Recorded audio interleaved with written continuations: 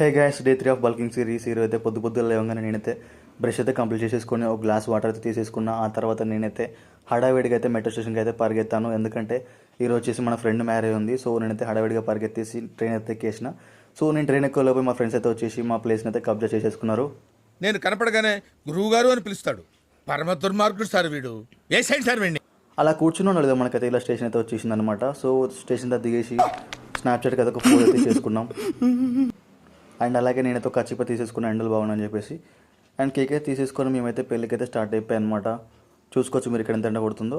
ఆ తర్వాత మేమైతే పెళ్లి కూతురికి అయితే గిఫ్ట్ అయితే ప్రజెంట్ చేసేసినాం. పెళ్లి కూతురు అయితే చాలా ఖుషి అయిపోయింది అనమాట. ఎందుకంటే ఆఫ్టర్ లాంగ్ టైం కలిసాం కాబట్టి.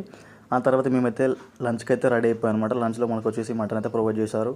అండ్ అలాగే ఈవినింగ్ అయితే నేనైతే జిమ్కి అయితే స్టార్ట్ అయిపోయి నా బ్యాక్ వర్క్ అయితే కంప్లీట్ చేసేసుకున్నాను ఈరోజు. సో ఆ తర్వాత పోజింగ్ అయితే ఇచ్చేసుకున్నాను.